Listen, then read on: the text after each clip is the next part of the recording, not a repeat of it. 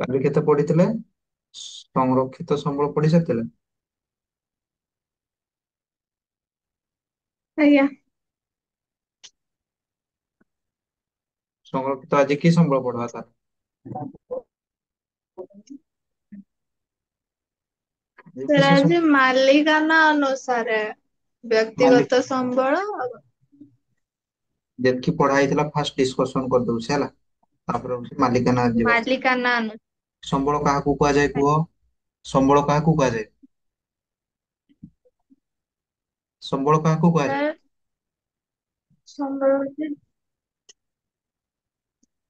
ଆମେ ବ୍ୟବହାର କରୁଥିବା ପ୍ରତ୍ୟେକ ପ୍ରତ୍ୟେକ ଜିନିଷକୁ ଜିନିଷକୁ ସମ୍ବଳ ସମ୍ବଳ କୁହାଯାଏ ହେଲା। ବା ହଉଛି ମନୁଷ୍ୟ ତାର ବ୍ୟକ୍ତିଗତ ବା ସାମାଜିକତା ଆବଶ୍ୟକତା ପୂରଣ କରିବା ପାଇଁ ବ୍ୟବହାର କରୁଥିବା ପ୍ରତ୍ୟେକ ଜିନିଷକୁ ସମ୍ବଳ କୁହାଯାଏ ହେଲା। ତାର ଉଦାହରଣ ବି ସମ୍ବଳ ଦେଇଥିଲେ। କୁହାଯାଏ। ତାର ଉଦାହରଣ ବି ଦେଇଥିଲେ ଆଜ୍ଞା। ହେଲା। ତାର ଉଦାହରଣ କିସ? ଡ୍ରେସ, ଖାତା, ସାଇକେଲ ଆଜ୍ଞା ଗୁଡା ଦେଇଥିଲେ। ମାଟି, ଖାତା, ଡ୍ରେସ। ତାପରେ ହଉଛି ସମ୍ବଳର ବିଶେଷତ ଚାରିଟା ବିଶେଷତ ଥିଲା। କିସ କିସ? ଆଜ୍ଞା। ସମ୍ବଳର ଚାରିଟା ବିଶେଷତ ଥିଲା। କିସ? ଉପଯୋଗିତା, ଉପଯୋଗିତା, କାର୍ଯ୍ୟଦକ୍ଷତା, ଉପଯୋଗିତା, କାର୍ଯ୍ୟ, ଦକ୍ଷତା, ସୁଲଭତା, ସୁଲଭତା, ପରିବର୍ତ୍ତନଶୀଳତା ହେଲା। ତ ଏଇଟା ହଉଛି ପରିବର୍ତ୍ତନଶୀଳ। 2 ମାର୍କ ର କ୍ୱେଶ୍ଚନ ପଡେ ହେଲା। ସମ୍ବଳର ବିଶେଷତ୍ଵ ହେଲା। ତୁମେ ନହେଲେ ବହିରେ ପଛଆଡେ ଦେଖିବ ହେଲା, କ୍ୱେଶ୍ଚନ ଅଛି 2 ମାର୍କ ଆଜ୍ଞା। ର ହେଲା। ବହିରେ ପଛଆଡେ ଦେଖ କ୍ୱେଶ୍ଚନ ଆନ୍ସର ଯେଠି ନାହିଁ ନା, ସେଠି ଦେଖ ସମ୍ବଳ ବିଶେଷତ୍ଵ ପଚାରିଛି।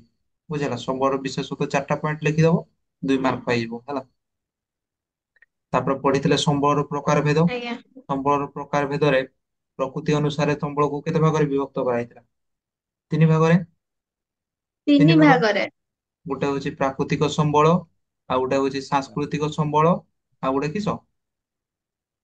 ମାନବ ସମ୍ବଳ। ମାନବ ସମ୍ବଳ।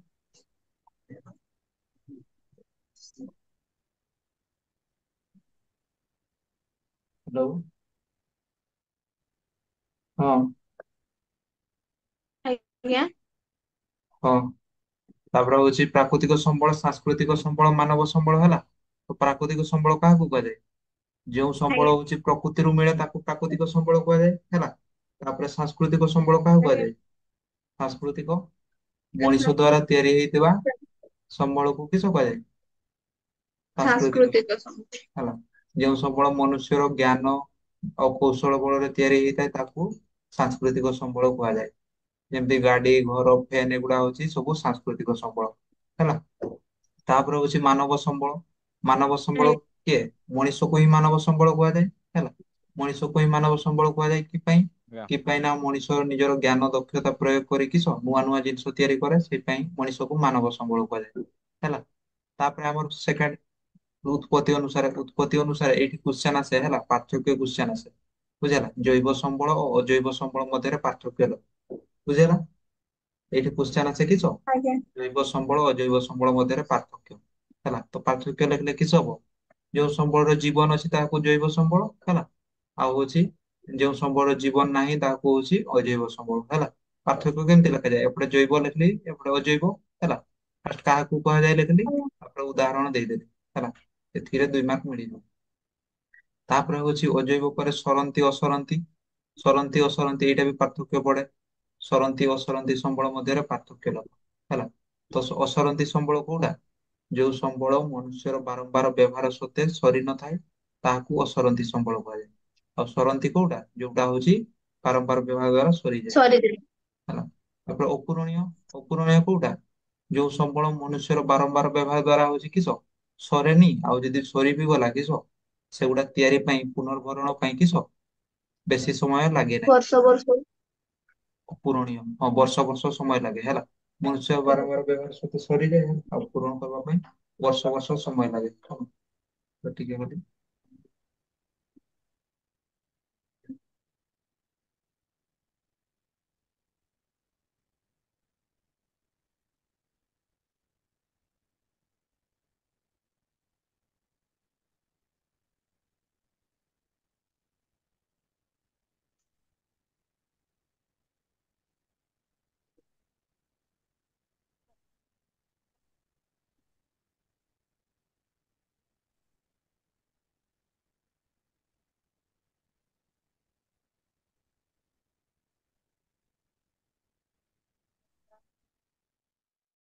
ନାଇଁ ସାର୍ ଆସିନି। ଆସିନି? ଏନେ ଦେଖିଲା? ଆସିଲା ଆସିଲା। ଠିକ। ତ କିସ ପଢିଥିଲେ? କିସ କହିଥିଲି? ଅପୂରଣୀୟ ପୂରଣୀୟ ବୋଧେ ଏଇଟା କହୁଥିଲେ ନା? ହେଲା। ତ ପୂରଣୀୟ ହଉଛି କିସ? ଯୋଉ ସମ୍ବଳ ଆଜ୍ଞା। ମଣିଷର ବାରମ୍ବାର ବ୍ୟବହାର ସତ୍ତ୍ୱେ ହେଲା ସରେନି, ଆଉ ଯଦି ସରି ବି ଗଲା କିସ ସେଗୁଡା ପୁନର୍ଭରଣ ପାଇଁ ବେଶୀ ସମୟ ଲାଗେନି, ହେଲା ତାକୁ ହଉଛି ପୂରଣୀୟ ସମ୍ବଳ କୁହାଯାଏ। ହେଲା। ତାପରେ ହଉଛି ନବୀକରଣ ଯୋଗ୍ୟ। ନବୀକରଣ ଯୋଗ୍ୟ କୋଉଟା? ଯୋଉ ସମ୍ବଳ ମାନେ କିସ ମଣିଷର ବାରମ୍ବାର ଏଇଗୁଡା ଏକା ପୁରା ହେଲା। ପୂରଣୀୟ ନବୀକରଣ ଯୋଗ୍ୟ ସେ ଏକା। ଯୋଉଗୁଡା ମଣିଷର ବାରମ୍ବାର ବ୍ୟବହାର ସତ୍ତ୍ୱେ କିସ ସରେନି, ଆଉ ଯଦି ସରି ବି ଗଲା କିସ ସେଗୁଡା ପୁନର୍ଭରଣ ପାଇଁ ଅଳ୍ପ ସମୟରେ କିସ ଯେକୌଣସି ଉପାୟରେ ପୁନର୍ଭରଣ ହେଇପାରେ, ତାହାକୁ ହଉଛି ନବୀକରଣ ଯୋଗ୍ୟ ସମ୍ବଳ କୁହାଯାଏ। ନବୀକରଣ ଅଯୋଗ୍ୟ ମାନେ ପୁନର୍ଭରଣ ହୁଏନି, ହେଲା ମାନେ ଆଉ ଥରେ ତିଆରି ହେଇପାରେନି, ସେଇଟା ହଉଛି କିସ ନବୀକରଣ ଅଯୋଗ୍ୟ। ତାପରେ ସର୍ବତ୍ର ସୁଲଭ ସମ୍ବଳ। ସର୍ବତ୍ର ସୁଲଭ ସମ୍ବଳ ଟା କିସ? ଯୋଉ ସମ୍ବଳ ସବୁଆଡେ ଅଛି ସେଇ ସମ୍ବଳକୁ କିସ କୁହାଯାଏ? ସର୍ବତ୍ର ସୁଲଭ ସମ୍ବଳ। ଆଉ ଅଛି ସ୍ଥାନୀୟ ସମ୍ବଳ କିସ? ସ୍ଥାନୀୟ ସମ୍ବଳ ହଉଛି ଯୋଉ ସମ୍ବଳଟା ହଉଛି କେବଳ ନିର୍ଦ୍ଦିଷ୍ଟ ସ୍ଥାନରେ ମିଳେ, ହେଲା ସେଇ ସମ୍ବଳକୁ ସ୍ଥାନୀୟ ସମ୍ବଳ କୁହାଯାଏ। ବୁଝିହେଲା? ତାପରେ ପଢିଥିଲେ ହଉଛି ବିକାଶ ସ୍ତର ଅନୁସାରେ। ବିକାଶ ସ୍ତର ଅନୁସାରେ ସମ୍ବଳ କେତେ ପ୍ରକାର? ଚାରି ପ୍ରକାର। ଗଚ୍ଛିତ ସମ୍ବଳ, ସମ୍ବଳ ଭଣ୍ଡାର, ଦୁଇ ବିକଶିତ ସମ୍ବଳ, ପ୍ରକାର। ସଂରକ୍ଷିତ ସମ୍ବଳ, ହେଲା। ତ ଏଇଠୁ ଗଚ୍ଛିତ ସମ୍ବଳ, ଆଉ ହଉଛି ସମ୍ବଳ ଭଣ୍ଡାର, ଆଉ ହଉଛି ସଂରକ୍ଷିତ, ପୁରା ଡିଟୋ ଏକା ହେଲା। ଏକା ନା? ଗଚ୍ଛିତ ସମ୍ବଳ ମାନେ କିସ? ଯେଉଁ ସମ୍ବଳ ଅବ୍ୟବହୃତ ଅବସ୍ଥାରେ ଅଛି, ହେଲା।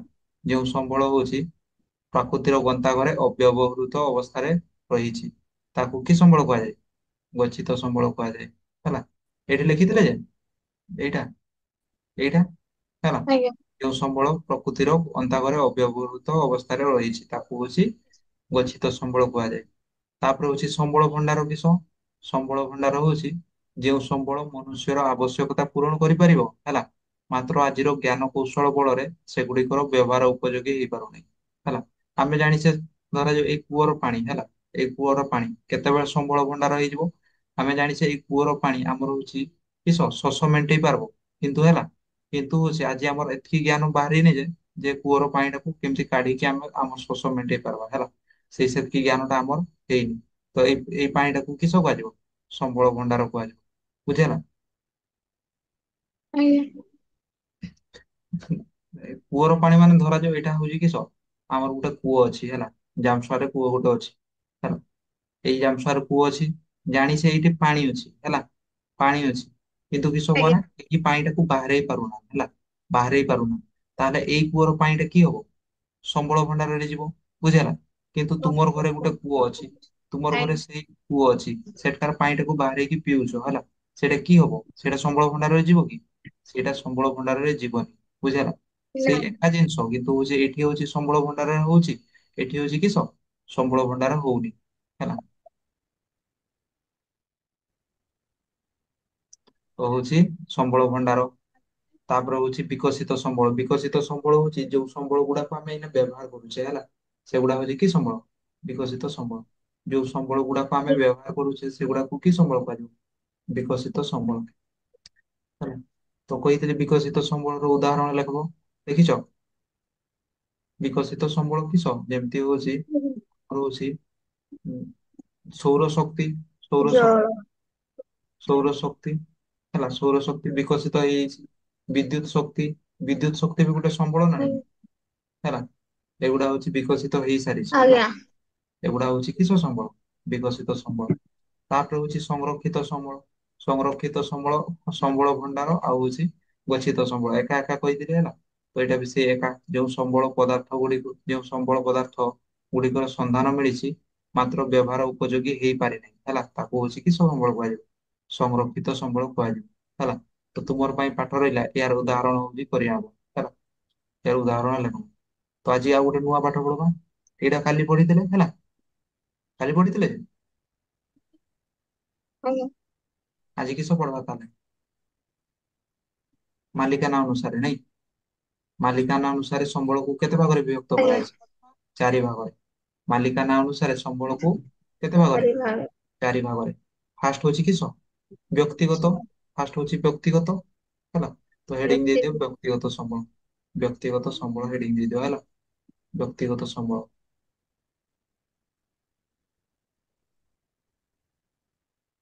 ଦେଇଦେଲ। ତ ବ୍ୟକ୍ତିଗତ ସମ୍ବଳ ମାନେ କିସ ଭାବୁଛ କୁହନା? ଯେଉଁ ସମ୍ବଳର ମାଲିକ ବ୍ୟକ୍ତି ନିଜେ ହେଲା। ଯେଉଁ ସମ୍ବଳର ମାଲିକ କିସ? ବ୍ୟକ୍ତି ନିଜେ। ସେଇ ସମ୍ବଳକୁ କିସ କୁହାଯାଏ? ବ୍ୟକ୍ତିଗତ ସମ୍ବଳ କୁହାଯାଏ। ବୁଝିହେଲା? ଯେଉଁ ସମ୍ବଳର ମାଲିକ ତୁମେ ନିଜେ, ସେଇ ସମ୍ବଳଟା ତୁମର ବ୍ୟକ୍ତିଗତ ସମ୍ବଳ ହେଲା। ଯେଉଁ ସମ୍ବଳର ମାଲିକ ବ୍ୟକ୍ତି ନିଜେ, ସେଇ ସମ୍ବଳକୁ କିସ କୁହାଯାଏ? ବ୍ୟକ୍ତିଗତ ସମ୍ବଳ କୁହାଯାଏ ହେଲା। ତ ଲେଖିଦିଅ ଯିଏ ଲେଖୁଛ ହେଲା। ଯେଉଁ ସମ୍ବଳର ମାଲିକ ବ୍ୟକ୍ତି ନିଜେ ହୋଇଥାଏ ହେଲା, ନିଜେ ହୋଇଥାଏ ତାହାକୁ କିସ ସମ୍ବଳ କୁହାଯାଏ? ବ୍ୟକ୍ତିଗତ ସମ୍ବଳ କୁହାଯାଏ। ବୁଝିଲା? ଯେଉଁ ସମ୍ବଳର ମାଲିକ ବ୍ୟକ୍ତି ନିଜେ ହୋଇଥାଏ ହେଲା, ସେଇ ସମ୍ବଳକୁ ବ୍ୟକ୍ତିଗତ ସମ୍ବଳ କୁହାଯାଏ। ଗୋଟେ ଏକ୍ସାମ୍ପଲ ଦଉଛେ ହେଲା। ଏକ୍ସାମ୍ପଲ ଦଉଛେ, ତୁମର ହଉଛି କିସ ସାଇକେଲ ଅଛି ଘରେ ହେଲା। ଘରେ ସାଇକେଲ ଅଛି। ସେଇ ସାଇକେଲ ଟା ତୁମର ବ୍ୟକ୍ତିଗତ ସମ୍ବଳ ନା ହଉଛି ସେଇଟା ହଉଛି ମାନେ ଇଏ ସମ୍ବଳ, ସମସ୍ତେ ବ୍ୟବହାର କର। ସେଇ ସାଇକେଲର ମାଲିକ ତୁମେ ହେଲା। ତ ସେଇଟା ହଉଛି କିସ ବ୍ୟକ୍ତିଗତ ସମ୍ବଳ। ତୁମର ମୋବାଇଲ, ମୋବାଇଲ ଟା ବ୍ୟକ୍ତିଗତ ସମ୍ବଳ ନା ସେଇଟା ସମସ୍ତଙ୍କର ସମ୍ବଳ?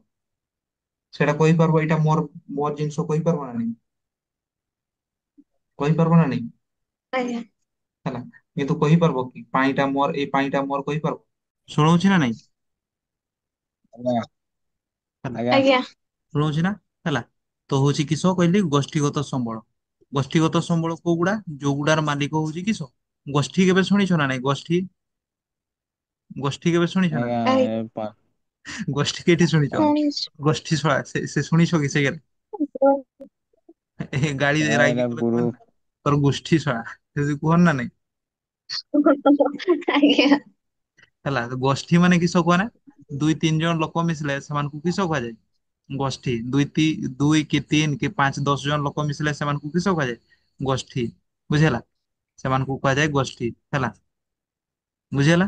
ତ ହଉଛି ଗୋଷ୍ଠୀଗତ ସମ୍ବଳର ମାଲିକ ହେଲା। ଗୋଷ୍ଠୀଗତ ସମ୍ବଳ କୋଉଟା କୁହ ନା? ଯୋଉ ସମ୍ବଳର ମାଲିକ କୌଣସି ଗୋଷ୍ଠୀ ବା ବ୍ୟକ୍ତି ସମୂହ ହେଇଥାନ୍ତି ହେଲା। ମାନେ ଏମିତି ଗୋଟେ ସମ୍ବଳର ଏକ୍ଜାମ୍ପଲ ଦିଅ ନା, କୁହ ନା ସେଇ ସେଇ ସମ୍ବଳର ମାଲିକ ହଉଛି ମାନେ ପାଞ୍ଚ ଦଶ ଜଣ ଥିବେ, କୁହ। ପାଞ୍ଚ ଦଶ ଜଣ କି ପାଞ୍ଚ ଦଶ ଜଣ ରୁ ବେଶୀ ବି ହେଇପାରେ, 10 20 ଜଣ ବି ହେଇପାରନ୍ତି। କୁହ, କହିପାରିବ? ସାର୍। ଯେମିତି କହିପାରିବ? ମାନେ ସମ୍ବଳ ମାନେ ନିଜର ଜିନିଷ ବୋଲି କହିପାରୁଥିବେ ହେଲା। ପାଞ୍ଚ ଦଶ ଜଣ ଲୋକ କହିପାରିବେ ଯେ ଏଇଟା ମୋର ଜିନିଷ। ଯେମିତି ହଉଛି ଗାଁ ପୋଖରୀ, ଗାଁ ପୋଖରୀ, ଗାଁ ପୋଖରୀ ହେଲା। ଗାଁ ପୋଖରୀ ଇଏ କହିପାରିବ ନା ନାଇଁ ଏଇଟା ମୋର ପୋଖରୀ, ମାନେ ଆମର ପୋଖରୀ ସମସ୍ତେ କୁହ ନା ନାଇଁ ଆମର ବୋଲି ଜିନିଷଟା? ଗାଁ ପୋଖରୀଟାକୁ ଆଜ୍ଞା। ଆଜ୍ଞା ତମର ଆମର କୁହ ନା ନାଇଁ? ନିଜର ନିଜର କୁହ ନା ନାଇଁ? ହେଲା। ତ ହଉଛି ସେଇଟା ଗୋଷ୍ଠୀଗତ ସମ୍ବଳ। ସେଇଟାର ମାଲିକ ସମସ୍ତେ। ବୁଝିହେଲା?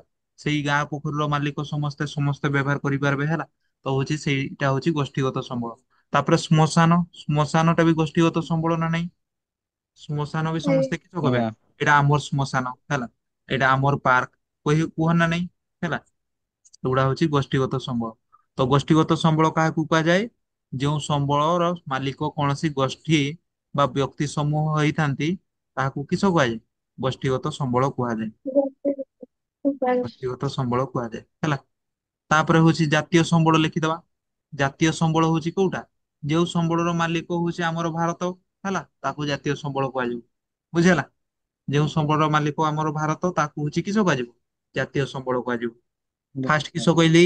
ବ୍ୟକ୍ତି ସମ୍ବଳ। ବ୍ୟକ୍ତିଗତ ସମ୍ବଳ ହଉଛି କିସ?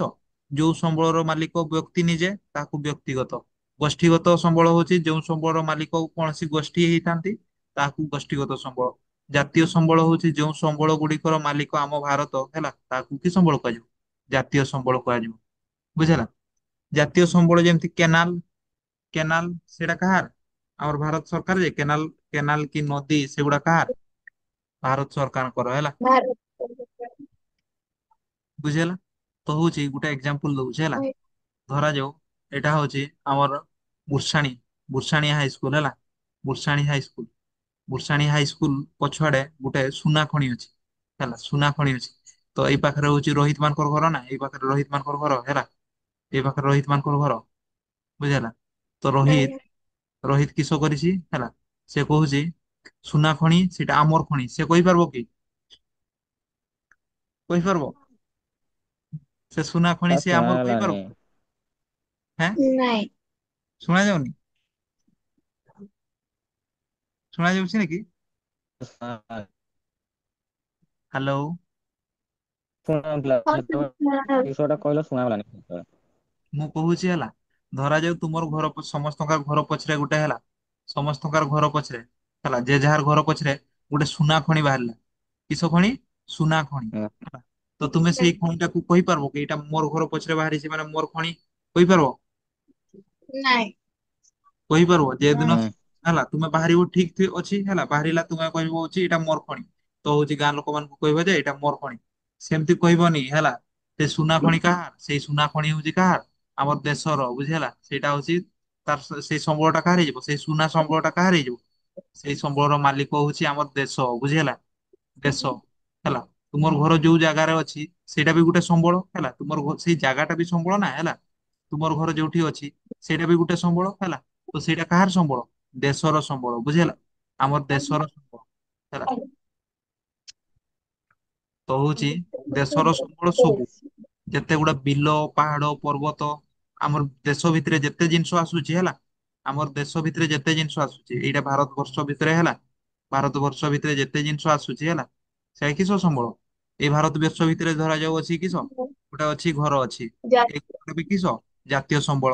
ଭାରତ ବର୍ଷ ଭିତରେ ଗୋଟେ ପୋଖରୀ ଅଛି ହେଲା, ଏଇ ପୋଖରୀଟା ବି କିସ? ଜାତୀୟ ସମ୍ବଳ। ଘର ଭିତରେ ହଉଛି ତୁମେ ଅଛ ହେଲା, ଭାରତ ବର୍ଷ ଭିତରେ ଆମେ ମଣିଷ ବି ଗୋଟେ ଗୋଟେ ସମ୍ବଳ ଯେ ହେଲା। ଭାରତ ଭାରତ ବର୍ଷ ଭିତରେ ଧରାଯାଉ ତୁମେ ଅଛ ହେଲା, ତୁମେ ବି କୋଉ କାହାର ସମ୍ବଳ? ତୁମର ମାନେ ତୁମର ମାଲିକ କିଏ? ମୋର ଦେଶ। ବୁଝି ହେଲା, ଦେଶର ସମ୍ବଳ ଭିତରେ ଯେତେ ଜିନିଷ ଅଛି ସବୁ କିସ? ଦେଶର ସମ୍ବଳ। ତ ଜାତୀୟ ସମ୍ବଳ, ଜାତୀୟ ସମ୍ବଳ କୋଉଟା? ଯୋଉ ସମ୍ବଳର ମାଲିକ ଆମ ଦେଶ ଭାରତ ହେଲା, ତାହାକୁ କି ସମ୍ବଳ କୁହାଯାଏ? ଜାତୀୟ ସମ୍ବଳ କୁହାଯାଏ। ଯୋଉ ସମ୍ବଳର ମାଲିକ ଆମ ଦେଶ ଭାରତ, ତାକୁ ଜାତୀୟ ସମ୍ବଳ କୁହାଯାଏ ହେଲା। ଲେଖୁଛ ନା? ଆଜ୍ଞା ସାର୍ ଲେଖୁଛି। ତାପରେ ହଉଛି ସରିଲା। ତାପରେ ହଉଛି ଆମର ହେଲା, ଏଇଟା ଯେ ଭାରତ ହେଲା, ଏଇଟା ଭାରତ, ଏଇଟା ଭାରତ ହେଲା। ଭାରତର ପୂର୍ବ ଆଜ୍ଞା। ଦିଗରେ କିଏ ଆଜ୍ଞା ଅଛି? ଏପଟେ କିଏ ଅଛି? ପାଣି ଅଛି ନା? ଓଡିଶା। ପାଣି, ପାଣି ସମୁଦ୍ର। ଏପଟେ ବି କିଏ ଅଛି? ପାଣି। ଏପଟେ ବି ପାଣି। ପାଣି। ଉପରପଟେ ପାହାଡ ହେଲା। ପାଣି ମାନେ ଏପଟେ ସମୁଦ୍ର ଅଛି ହେଲା। କି ସମୁଦ୍ର? ଏଇ ସମୁଦ୍ରର ନାମ କିସ? କିସ? ବଙ୍ଗୋପସାଗର। ଜାଣିଛ ନା ନାଇଁ? ବଙ୍ଗୋପସାଗର। ଭାରତର ପୂର୍ବ ଦିଗରେ କି କି ଅଛି? ବଙ୍ଗୋପସାଗର। ଆଉ ପଶ୍ଚିମ ଦିଗରେ ଆରବ ସାଗର। ପଶ୍ଚିମବଙ୍ଗ। ପଶ୍ଚିମବଙ୍ଗ ନାଇଁ, ଆରବ ସାଗର ହେଲା। ଆଉ ଦକ୍ଷିଣ, ଏଇଟା ହଉଛି ଦକ୍ଷିଣ ଦିଗରେ କିସ? ତଳ ପଟେ କିସ ଅଛି? ଭାରତ ମହାସାଗର। ଭାରତ ମହାସାଗର ହେଲା, ଭାରତ ମହାସାଗର। ତ କିସ ଏଇ ଯେ ମୁଁ କହିଲି ହେଲା, ଜାତୀୟ ସମ୍ବଳର ଉଦାହରଣ ଦଉଛି ହେଲା। ଜାତୀୟ ସମ୍ବଳର ଉଦାହରଣ ହଉଛି ଭାରତ ଭିତରେ ଯେତିକି ଜିନିଷ ରହିଲା ସେତିକି ତ ଜାତୀୟ ସମ୍ବଳ। ବୁଝି ହେଲା, ଏଇ ଭିତରେ ଯାହା ବି ଆସିଲା ଆଜ୍ଞା ସେଗୁଡା ତ ଜାତୀୟ ସମ୍ବଳ ହେଲା। ତ ସେଇ ଛାଡିକି ଆଉ ହଉଛି ଭାରତର ସମ୍ବଳ କିସ ହେଲା? ସମୁଦ୍ର ଉପକୂଳ। ଉପକୂଳ ମାନେ କିସ କହ ନା? ଏଇଟା ହଉଛି ଉପକୂଳ ହେଲା। ଏଇ ଜାଗାକୁ କିସ କୁହାଯାଏ? ଉପକୂଳ। ଏଇ ଜାଗାକୁ ଉପକୂଳ କୁହାଯାଏ। ଦେଖ ନାଲିଆ ପେନରେ ପଡୁଛି ହେଲା। ଏଇ ଦେଇକି ଏଇ ଜାଗା କିସ କୁହାଯାଏ? ଉପକୂଳ। ଏଇ ଦେଇକି ଏଇ ଜାଗାକୁ କିସ କୁହାଯାଏ? ଉପକୂଳ। ବୁଝି ହେଲା, ସମୁଦ୍ର କୂଳ ଆଜ୍ଞା ଅଞ୍ଚଳକୁ ଉପକୂଳ କୁହାଯାଏ ହେଲା। ତ ଏଇ ସମୁଦ୍ର ଉପକୂଳ ଅଞ୍ଚଳଠୁ ହେଲା ବାର ବାର ନଟିକାଲ ହେଲା, 12 ନଟିକାଲ ମାଇଲ ମାନେ 22 କିଲୋମିଟର ଦୂର। ଏପଟେ ଯଦି 22 କିଲୋମିଟର ଦୂର ଯିବ, 22.2 କିଲୋମିଟର ଦୂର ହେଲା। ଏଇ ଭିତରେ ଯାହା ଆସିବ 22 କିଲୋମିଟର ଦୂରରେ ହେଲା, ଏଇ ଭିତରେ ଯାହା ଆସିବ ସେଗୁଡା କାହାର ସମ୍ବଳ? ଭାରତର। ବୁଝି ହେଲା, ଜାତୀୟ ସମ୍ବଳ। ବୁଝି ହେଲା, ଏଇ 12 ନଟିକାଲ ମାଇଲ ଆଜ୍ଞା। ବୁଝି ଆମର ଭାରତ ଭିତରେ ଯାହା ଆସିଲା ସେଇଟା ତ ଜାତୀୟ ସମ୍ବଳ ହେଲା। ତାର ସହ କିସ ଉପକୂଳ ଠାରୁ 22 କିଲୋମିଟର, 22.2 କିଲୋମିଟର ଦୂରରେ ଯାହା ଜିନିଷ ଆସିବ ସେଇଟା କିସ? ଭାରତର ସମ୍ବଳ। ବୁଝିହେଲା, ଧରାଯାଉ ଏଇ ସମୁଦ୍ର ପାଣିରେ ଧରାଯାଉ ବାହାରିଲା ଆଜ୍ଞା ସୁନା, ଏଇଠୁ ପେଟ୍ରୋଲିୟମ ବାହାରିଲା, ସେଇଟା କାହାର ହବ? ଭାରତର। ବୁଝିହେଲା, କିନ୍ତୁ ଏଇ ବାହା 22 କିଲୋମିଟର ପରେ ଯଦି ଏଇଠି ସୁନା ବାହାରିଲା, ଏଇଟା ଭାରତର ହବ କି?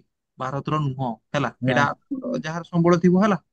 ବୁଝିହେଲା, ସମୁଦ୍ର କୂଳରୁ ଆଜ୍ଞା 22.2 କିଲୋମିଟର ଦୂର ପର୍ଯ୍ୟନ୍ତ ଯାହା ସମ୍ବଳ ବାହାରିବ ସେଇଟା କାହାର? ଭାରତର।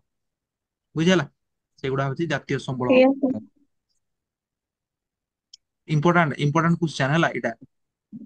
ସମୁଦ୍ର ଉପକୂଳରୁ କେତେ ନଟିକାଲ ମାଇଲ ପର୍ଯ୍ୟନ୍ତ ଆମର ଜାତୀୟ ସମ୍ବଳ ରହିଛି? କେତେ ନଟିକାଲ? 12 ନଟିକାଲ ହେଲା। ବାର ବାର ହେଲା 12 ନଟିକାଲ ଟା କେତେ କିଲୋମିଟର? ଏଠୁ ଦୁଇଟା କ୍ୱେଶ୍ଚନ ହେଇପାରୁ। ଆଜ୍ଞା। ଏଠୁ ଦୁଇଟା କ୍ୱେଶ୍ଚନ କିସ? ଫାଷ୍ଟ କ୍ୱେଶ୍ଚନ ହଉଛି ସମୁଦ୍ର ଉପକୂଳ ଠାରୁ କେତେ କିଲୋମିଟର ଯାଏଁ ଭାରତ ଜାତୀୟ ସମ୍ବଳ ରହିଛି? 12 ନଟିକାଲ ମାଇଲ ହେଲା। ଆଉ ଗୋଟେ କ୍ୱେଶ୍ଚନ ହଉଛି 12 ନଟିକାଲ ମାଇଲ ସମାନ ଡେଶ କିଲୋମିଟର। 12 ନଟିକାଲ ମାଇଲ ସମାନ ଡେଶ କିଲୋମିଟର 22.2 କିଲୋମିଟର। 22.2। ତାପରେ ହଉଛି ଲେଖି ଚାଲ ପାରିବି ଆଜ୍ଞା। ହେଲା। ତାପରେ ଏଇନା କିସ ପଢବା? ଆନ୍ତର୍ଜାତୀୟ ଅନ୍ତର୍ଜାତୀୟ। ହେଲା, ଆନ୍ତର୍ଜାତୀୟ ସମ୍ବଳ। ଆନ୍ତର୍ଜାତୀୟ ସମ୍ବଳ କୋଉଟା? ଆନ୍ତର୍ଜାତୀୟ ସମ୍ବଳ ହଉଛି ଯେଉଁ ସମ୍ବଳର ମାଲିକ ଆନ୍ତର୍ଜାତୀୟ ଅନୁଷ୍ଠାନ ହେଲା। ଆନ୍ତର୍ଜାତୀୟ ଅନୁଷ୍ଠାନ ଯୋଉ ସମ୍ବଳର ମାଲିକ କିଏ? ଆନ୍ତର୍ଜାତୀୟ ଅନୁଷ୍ଠାନ। ସେଇ ସମ୍ବଳକୁ କି ସମ୍ବଳ କୁହାଯାଏ? ଆନ୍ତର୍ଜାତୀୟ ସମ୍ବଳ କୁହାଯାଏ। ବୁଝିହେଲା? ଯେଉଁ ସମ୍ବଳର ମାଲିକ ଆନ୍ତର୍ଜାତୀୟ ଅନୁଷ୍ଠାନ ହେଲା। ଆନ୍ତର୍ଜାତୀୟ ଅନୁଷ୍ଠାନ ମାନେ କିସ? ଆନ୍ତର୍ଜାତୀୟ ମାନେ କିସ? ସବୁ ଦେଶ ମିଶିକି ହେଲା। ଯୋଉ ସମ୍ବଳର ମାଲିକ ସବୁ ଦେଶ ବୁଝି ହେଲା। ସେଇ ସମ୍ବଳକୁ କି ସମ୍ବଳ କୁହାଯାଏ? ଆନ୍ତର୍ଜାତୀୟ ସମ୍ବଳ କୁହାଯାଏ। ଅନ୍ତ ହେଲା। ମାନେ ଏମିତି ଗୋଟେ ସମ୍ବଳ ଯୋଉ ସମ୍ବଳର ମାଲିକ ହଉଛି ସବୁ ଦେଶ। ସେଇଟା ଭାରତ ବି କହିପାରିବ ଯେ ମୋର, ଆମେରିକା ବି କହିପାରିବ ମୋର ହେଲା, ଚୀନ ବି କହିପାରିବ ମୋର, ଆଫ୍ରି- ଆଫ୍ରିକା ବି କହିପାରିବ ମୋର ହେଲା। ସେଇଟାକୁ କିସ କହିପାରିବ? ଆନ୍ତର୍ଜାତୀୟ ସମ୍ବଳ। ହେଲା ତ ଲେଖିଦିଅ ଯେଉଁ ସମ୍ବଳର ମାଲିକ ଆନ୍ତର୍ଜାତୀୟ ଅନୁଷ୍ଠାନ ସେଇ ସମ୍ବଳକୁ ଆନ୍ତର୍ଜାତୀୟ ସମ୍ବଳ କୁହାଯାଏ।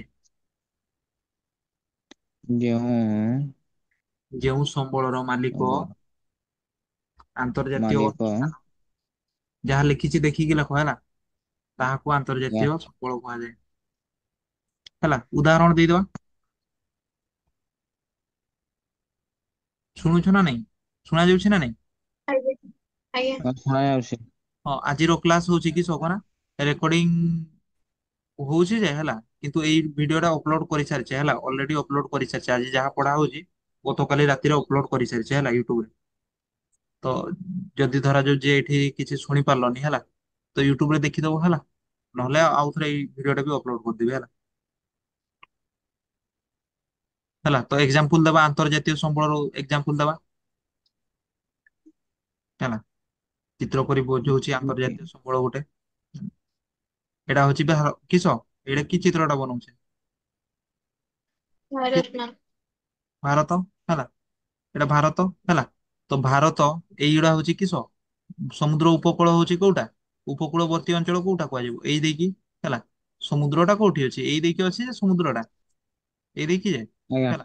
ତ ହଉଛି ଏଇଟା ହଉଛି କିସ? ଉପକୂଳବର୍ତ୍ତୀ ଅଞ୍ଚଳ ହେଲା। ତ କିସ କୁହାଯାଇଛି? ସମୁଦ୍ର ଉପକୂଳ ଅର୍ଥାତ୍ ଏଇ ଅଞ୍ଚଳରୁ କେତେ 200 କିଲୋମିଟର, ମାନେ ହଉଛି 200 କିଲୋମିଟର କହୁଛେ 200 ମାଇଲ ହେଲା, 200 ନଟିକାଲ ମାଇଲ। ମାନେ ଏଇଠୁ 200 ନଟିକାଲ ମାଇଲ ଯିବ ଏତେ ଦୁରିଆ ହେଲା। କେତେ ନଟିକାଲ ମାଇଲ? 200 ଦୁଇ ମିଟର। ଦୁଇଶହ ମାଇଲ। 200 ନଟିକାଲ ମାଇଲ ମାନେ କେତେ କିଲୋମିଟର? 370 କିଲୋମିଟର ହେଲା। 370 କିଲୋମିଟର। ହେଲା ଏଇଠୁ 370 କିଲୋମିଟର ଯିବ। ଏଇଠି ଗୋଟେ ଜାଗା ପଡବ ହେଲା। ଏଇ ଜାଗାଟା ହଉଛି କିସ? ଆନ୍ତର୍ଜାତୀୟ ସମ୍ବଳ। ମାନେ ଏଇ ଆନ୍ତର୍ଜାତୀୟ ଏଇ ଜାଗାଟାକୁ କିସ ସବୁ ଦେଶ ହଉଛି ମାନେ ନିଜର ଦେଶ ଇଆ ବୋଲି କହିପାରିବେ ହେଲା। ଭାରତ କହିବ ଏଇଟା ଆମର ଜାଗା ହେଲା। ଏଇ ମାନେ ଏଇ ଜାଗାରେ ସମସ୍ତଙ୍କର ଅଧିକାର ଅଛି ବୁଝିହେଲା। ଏଇ ଜାଗାରେ ସମସ୍ତଙ୍କର ଅଧିକାର ଅଛି ବୁଝିହେଲା। ହୁଁ। ହେଲା ମନେ ରହିବ ନା। ଆନ୍ତର୍ଜାତୀୟ ସମ୍ବଳର ଉଦାହରଣ ଗୋଟେ ହିଁ ଉଦାହରଣ କିସ? ସମୁଦ୍ର ଉପକୂଳ ଠାରୁ କେତେ କିଲୋମିଟର ଦୂରରେ ଜାଗା? 370 କିଲୋମିଟର ଦୂରରେ ଥିବା ଜାଗା ହେଲା। ସେଇଟା କି ସମ୍ବଳ? ଆନ୍ତର୍ଜାତୀୟ ସମ୍ବଳ। ହେଲା 300 କିଲୋମିଟର ମାନେ ନା 370 କିଲୋମିଟର ମାନେ କେତେ nautical mile? 200 nautical mile. 200 nautical mile. ଏକ ମାର୍କ କ୍ୱେଶ୍ଚନ ପଡ। ତାପରେ ଏଇନା କିସ ପଢବା କହିଥିଲି? ସବୁ ପଢିଲା ଆନ୍ତର୍ଜାତୀୟ ସମ୍ବଳ ଲାଷ୍ଟ ଯାଏ ମାନେ ସମ୍ବଳର ପ୍ରକାର ଭେଦ ସରିଲା ଏଠି ହେଲା। ସମ୍ବଳର ପ୍ରକାର ଭେଦ ସରିଗଲା। ସମ୍ବଳର ପ୍ରକାର ଭେଦ ସରିଗଲା ହେଲା। ସମ୍ବଳର ପ୍ରକାର ଭେଦ ସରିଗଲା।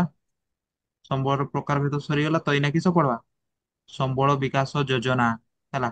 ସମ୍ବଳ ବିକାଶ କାହାକୁ କୁହାଯାଏ ସମ୍ବଳ ବିକାଶ ଯୋଜନା କଣ ହେଲା ସେ ବିଷୟରେ ପଢବା ବୁଝିଲା। ଦେଖ ସମ୍ବଳ ହେଡିଙ୍ଗ ଦେଇଦବା ସମ୍ବଳ ବିକାଶ ଯୋଜନା। ସମ୍ବଳ ବିକାଶ ଯୋଜନା। ସମ୍ବଳ ବିକାଶ ଯୋଜନା କଣ ସମ୍ବଳ ବିକାଶ ଯୋଜନା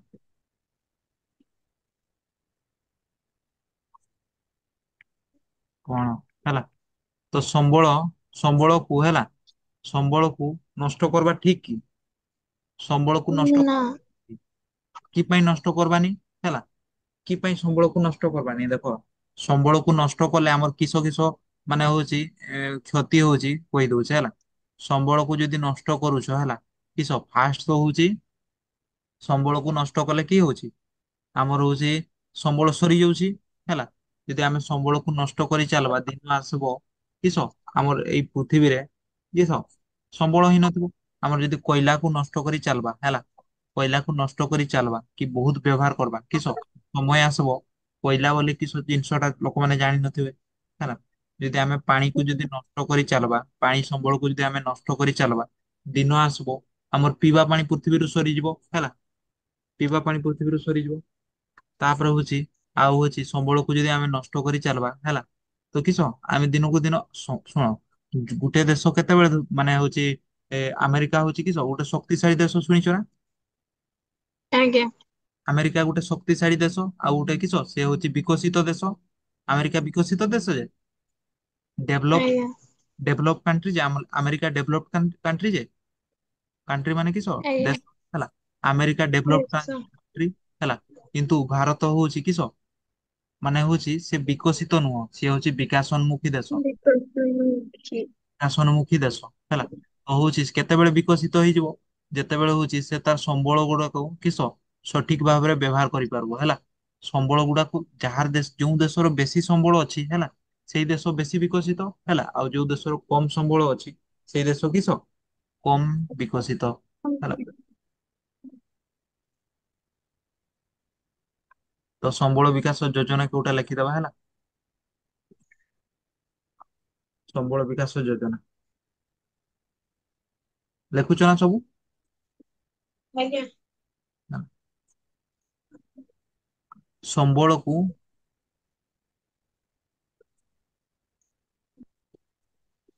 ସମ୍ବଳକୁ ହେଲା ଯୋଜନାବଦ୍ଧ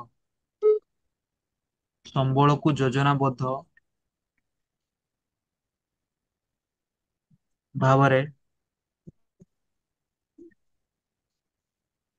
ବ୍ୟବହାର କରିବାକୁ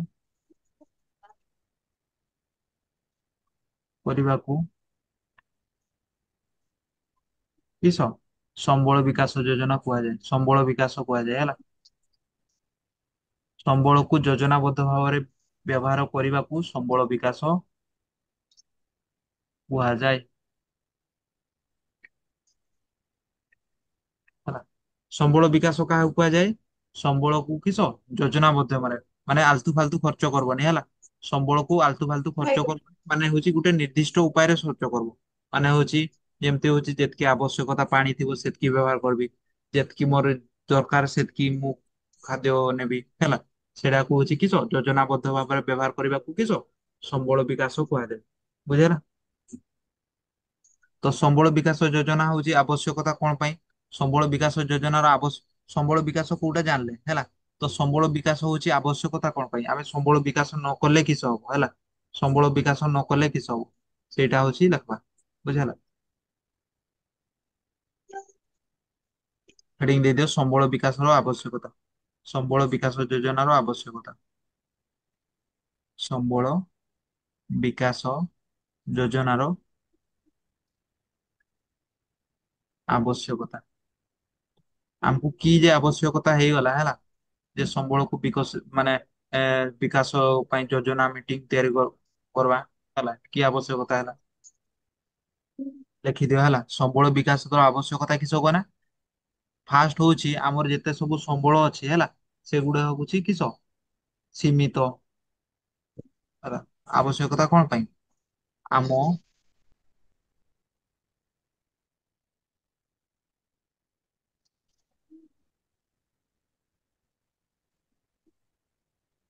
ପୃଥିବୀରେ ଥିବା ସମ୍ବଳ ଗୁଡିକ କିସ? ଆମ ପୃଥିବୀରେ ଥିବା ସମ୍ବଳ ଗୁଡିକ ପୃଥିବୀରେ ଥିବା ସମ୍ବଳ ଗୁଡିକ କିସ? ସୀମିତ। ହେଲା ସୀମିତ ମାନେ କିସ? ଦିନେ ନା ଦିନେ ସରିଯିବ ବୁଝିହେଲା। ତ ସେଇ ପାଇଁ କିସ ସମ୍ବଳ ଯୋଜନା ସମ୍ବଳ ବିକାଶ କରିବା ପାଇଁ ପଡବ। ହେଲା ସେକେଣ୍ଡ ପଏଣ୍ଟ ହେଲା ତ ଏଗୁଡା କ୍ୱେଶ୍ଚନ ନାହିଁ ହେଲା ଏଗୁଡା କ୍ୱେଶ୍ଚନ ନାହିଁ ଏଗୁଡା ଖାଲି ପଢବା ପାଇଁ ଲେଖୁଛେ ହେଲା। ତାପରେ ହଉଛି ଆମର ସମ୍ବଳର ଜନସଂଖ୍ୟା ଦିନକୁ ଦିନ ବଢୁଛି ନା ନାଇଁ? ବଢୁଛି ନା ନାଇଁ? ଆଜ୍ଞା ହେଲା ଜନସଂଖ୍ୟା ବଢିଲେ ଆମକୁ ସମ୍ବଳ ଯଦି ଆମେ ଆଲତୁ ଫାଲତୁରେ ନଷ୍ଟ କରିଦବା ହେଲା ସମ୍ବଳ ବିକାଶ ଯଦି କରବାନି ଜନସଂଖ୍ୟା ବଢୁଛି ତ ହଉଛି ଭବିଷ୍ୟତରେ ଆମର ହଉଛି ସମ୍ବଳ ହଉଛି କିସ ହେଇଯିବ ସର୍ଟ ହେଇଯିବ ହେଲା। ସେଇଟା ବି ଗୋଟେ କାରଣ ମାନେ ସମ୍ବଳ ବିକାଶ କରବାର ହେଲା। ଲେଖିଦିଅ ହଉଛି ଆବଶ୍ୟକତା ଦିନକୁ ଦିନ ବଢୁଛି। ଆବଶ୍ୟକତା କିସ ଦିନକୁ ଦିନ ବଢୁଛି ହେଲା। ଆବଶ୍ୟକତା ଦିନକୁ ଦିନ ବଢୁଛି। ତାପରେ ହଉଛି ଥାର୍ଡ ପଏଣ୍ଟ ଲେଖିଦେବି ହେଲା 10 ମିନିଟ ପରେ କଟିଯିବ 10 ମିନିଟ ପରେ ଆଉ ଥରେ ଲିଙ୍କ ପଠେଇବି ବୁଝି ହେଲା। ହେଲା 10 ମିନିଟ ପରେ ଆଉ ଥରେ ଲିଙ୍କ ପଠେଇବି। ଆଉ ଗୋଟେ ପଏଣ୍ଟ ହଉଛି କିସ ସମ୍ବଳକୁ ବିକାଶ କି ପାଇଁ କରିବା ଆମର ଭବିଷ୍ୟତ ପିଢି ପାଇଁ ହେଲା। ଭବିଷ୍ୟତ ପିଢି ପାଇଁ ଭବିଷ୍ୟତ ପିଢି ପାଇଁ ସମ୍ବଳକୁ କିସ ସୁରକ୍ଷା ବୁଝିହେଲା। ସମ୍ବଳ ବିକାଶ ଯୋଜନାର ଆବଶ୍ୟକତା ପଡିଲ ହେଲା।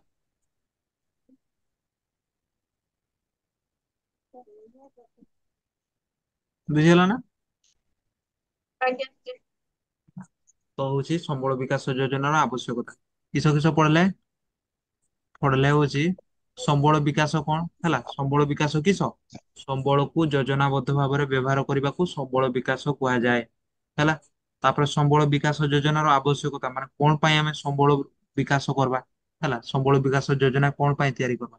କଣ ପାଇଁ ଫାଷ୍ଟ ପଏଣ୍ଟ ହଉଛି କାରଣ ହଉଛି ଆମ ପୃଥିବୀରେ ହଉଛି ସମ୍ବଳ ଗୁଡିକ କିସ ସୀମିତ ହେଲା। ସେକେଣ୍ଡ ପଏଣ୍ଟ ହଉଛି ଆମର ହଉଛି ଆବଶ୍ୟକତା ଦିନକୁ ଦିନ ବଢୁଛି ବୁଝି ହେଲା। ଆଉ ଥାର୍ଡ ପଏଣ୍ଟ ହଉଛି ଭବିଷ୍ୟତ ପିଢି ପାଇଁ ସମ୍ବଳକୁ ସୁରକ୍ଷା ଦେବା ଉଚିତ ହେଲା। ସମ୍ବଳ ବିକାଶର ଯୋଜନାର ଆବଶ୍ୟକତା ପଡିଲେ ହେଲା ତାପରେ ପଢିଦେବା ହଉଛି କିସ କିସ ପଦକ୍ଷେପ କିସ କିସ ପଦକ୍ଷେପ ନିଆଯାଉଛି ହେଲା। ସମ୍ବଳ ବିକାଶ ପାଇଁ ନିଆଯାଉଥିବା ପଦକ୍ଷେପ ସମ୍ବଳ ବିକାଶ ପାଇଁ ନିଆଯାଉଥିବା ପଦକ୍ଷେପ ଆଜି ସାରିଦବା ହେଲା ବିଷୟ ଆଜ୍ଞା ଥିବା ପଦକ୍ଷେପ ସମ୍ବଳ ବିକାଶ ପାଇଁ ନିଆଯାଉଥିବା ପଦକ୍ଷେପ ହେଲା।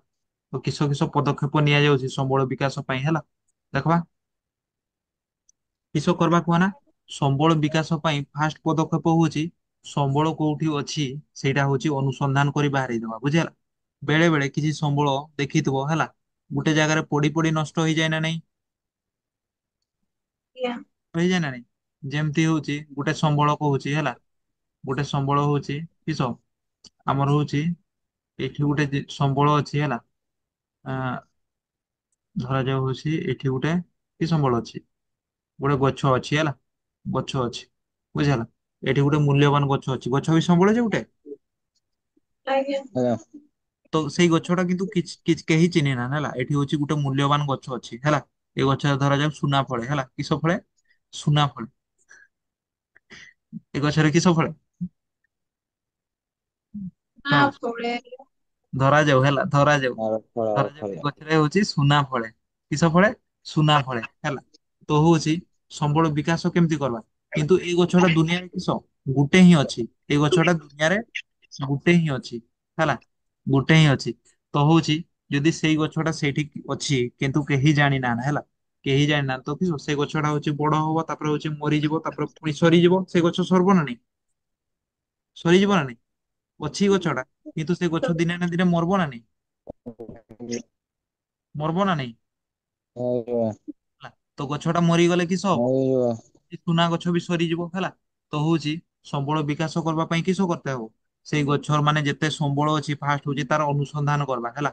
ଅନୁସନ୍ଧାନ କରବା, ତାପରେ ସେଇ ଅନୁସନ୍ଧାନ କରିକି ସେଇ ସମ୍ବଳଟା କେମିତି ବଢବ ହେଲା, ସେଇଟା ପାଇଁ ଧରାଯାଉ ତୁମେ ଅନୁସନ୍ଧାନ କଲ ଏଇ ସୁନା ଗଛ ପାଇଲ ହେଲା। ଅନୁସନ୍ଧାନ କରି ସାରିଲା ପରେ ତାପରେ ତାର ଚାରା ଗଛ ହଉଛି ଲଗେଇଦେଲ ବୁଝିଲା। ତାର ଚାରା ମାନେ ତାର ଫଳରୁ କିସ ଏମିତି ଜାଣି ପକେଇଲ ତାର ଚେରରୁ କି ଡାଳରୁ କାଟିକି ହଉଛି ତୁମ ଘରେ ଲଗେଇଲ। ତାପରେ ହଉଛି ପୁଣି ଆହୁରି ସୁନା ଗଛ ହେଲା ହେଲା। ସୁନା ହିଁ ସେମିତି ହେଲା, ନହେଲେ ଭାବୁଥିବ ସୁନା ଗଛ ସାର୍ କହିଥିଲେ ସୁନା ଗଛ ପୁସ୍ତା ଲାଗିଥିବ ହେଲା। ସୁନା ଗଛ ଦେଖିଛ କେବେ? ନାହିଁ ଶୁଣାଯାଉଛି। ନାହିଁ ହେଲା। ତ ସମ୍ବଳ ପାଇଁ ବିକାଶ ପାଇଁ ନିଆଯାଉଥିବା ପଦକ୍ଷେପ କିସ? ଫାଷ୍ଟ ପଦକ୍ଷେପ ହଉଛି ଲେଖ ସମ୍ବଳର ଅନୁସନ୍ଧାନ। ସମ୍ବଳର ଅନୁସନ୍ଧାନ। ଅନୁସନ୍ଧାନ ବୁଝିହେଲା। ସମ୍ବଳର ଅନୁସନ୍ଧାନ। ଯୋଉଠି ସମ୍ବଳ ଥିବ ସେଇଠି ହଉଛି କିସ ଖୋଜିକି ବାହାର କରିବ ଯେ ଏଠି ସମ୍ବଳ ଅଛି ହେଲା। ମାନେ ସୁନା କୋଉଠି ଅଛି ସେଇଠି ହଉଛି କିସ ଆମର ଭାରତରେ ହେଲା। ଏଇଟା ଭାରତ, ଭାରତରେ ବହୁତ ପାହାଡ ପର୍ବତ ଅଛି ନା ନାଇଁ? ହେଲା ଏଇଟା ଭାରତ ଆଜ୍ଞା। ଧରାଯାଉ। ଭାରତରେ ବହୁତ ପାହାଡ ପର୍ବତ ଅଛି ହେଲା। ତ ସମ୍ବଳ ବିକାଶ କେମିତି କରାଯିବ? ଫାଷ୍ଟ ହଉଛି ଭାରତରେ ମୂଲ୍ୟବାନ ସମ୍ବଳ କେଉଠି କୋଉଠି ଅଛି ସେଇଟା ହଉଛି ଖୋଜିକି ବାହାର କରିବା ବୁଝିହେଲା। ଧରାଯାଉ ଏଇଠି ବାହାରିଲା ଖୋଜିକି ହେଲା। ତାପରେ ହଉଛି ଏଇଟା ମାନଚିତ୍ରରେ ଦର୍ଶେଇଦବା ହେଲା। ଏଇ ଜାଗାରେ ହଉଛି କିସ ଅଛି ସମ୍ବଳ ଅଛି ବୋଲି ବୁଝିହେଲା। ତାପରେ ସେକେଣ୍ଡ ପଏଣ୍ଟ ଲେଖ ମାନଚିତ୍ରକରଣ।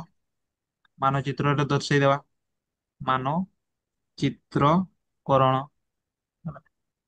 ତାପରେ ହଉଛି ଥାର୍ଡ ପଏଣ୍ଟ ଲେଖ ଜନ ସଚେତନା ସଚେତନା ଜନ ସଚେତନତା ହେଲା। ଏଗୁଡା ହଉଛି ସମ୍ବଳର କିସ ବିକାଶ ପାଇଁ ନିଆଯାଉଥିବା ପଦକ୍ଷେପ। ପଦ ଜନସଚେତନତା ମାନେ ହଉଛି ଲୋକମାନଙ୍କୁ ବୁଝେଇବ ଯେ ସମ୍ବଳ ହଉଛି ନଷ୍ଟ କରିବା ଉଚିତ ନୁହଁ ହେଲା। ସମ୍ବଳ ନଷ୍ଟ କରିବା ଉଚିତ ନୁହଁ। ସମ୍ବଳ କେମିତି ଆମ ପାଇଁ ମୂଲ୍ୟବାନ ହେଲା। ଆଉ ସମ୍ବଳ ନଷ୍ଟ କଲେ କିସ ହବ ସେଇ ବିଷୟରେ ବୁଝେଇବା ଦରକାର ଲୋକମାନଙ୍କୁ ହେଲା। ବୁଝିହେଲା। ତାପରେ ହଉଛି ନେକ୍ସଟ କିସ ପଢବା କୁହ ନା ଲେଖି ସାରିଲ ନା? ହେଲା। ନେକ୍ସଟ ପଢବା ହଉଛି ସମ୍ବଳ ହଁ ବିକାଶ ଯୋଜନା ସରିଲା ହେଲା। ସମ୍ବଳ ବିକାଶ ଯୋଜନା ସରିଲା। ସମ୍ବଳ ବିକାଶ ଯୋଜନା ସରିଲା। ଏଇନା ପଢବା ହଉଛି ସମ୍ବଳ ସଂରକ୍ଷଣ ହେଲା। ସମ୍ବଳ ସଂରକ୍ଷଣ ଧାରଣୀୟ ବିକାଶ ଟା ପଢିଦେଲେ ଆମ ବିଷୟ କିସ ଖତମ ହେଇଯିବ ହେଲା। ତ ଏଇନା ମୋର କିସ ହବ କହ ନା କଟିଯିବ ହେଲା। କଟିଯିବ ତ ମୁଁ ନିଜେ କାଟିକି ପଠଉଛି ହେଲା। ଲିଙ୍କ ଟା କାଟିକି ଆଉ ଥରେ ପଠଉଛି ହେଲା। ଆଉ 2 ସେକେଣ୍ଡ ନା କେତେ ବଞ୍ଚିଛି 2 ମିନିଟ ବଞ୍ଚିଛି ହେଲା। ତ ଅଫ୍ କରୁଛେ ହେଲା ତାପରେ ପଠଉଛି ଆଉ ଥରେ ବୁଝିହେଲା। ଆଜ୍ଞା ସାର୍।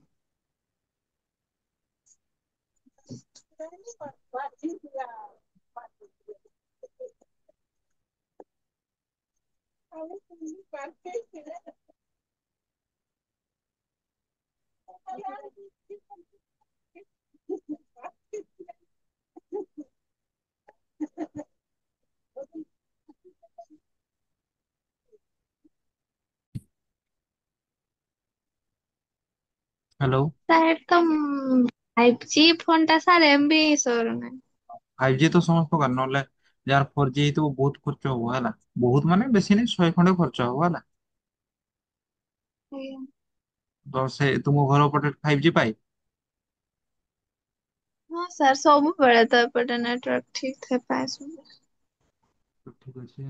ବର୍ଷା ହେଲେ ଠିକ ସେ ପାଏନି।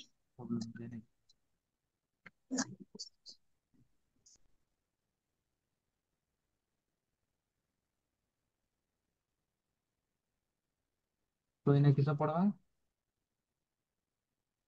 ସମ୍ବଳର ସଂରକ୍ଷଣ। ସମ୍ବଳର ସଂରକ୍ଷଣ ହେଲା।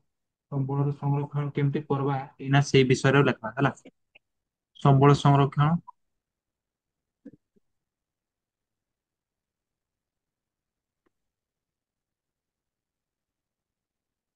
ହେଡିଙ୍ଗ ଦେଇଦିଅ ସମ୍ବଳ ସଂରକ୍ଷଣ। ସମ୍ବଳ ସଂରକ୍ଷଣ।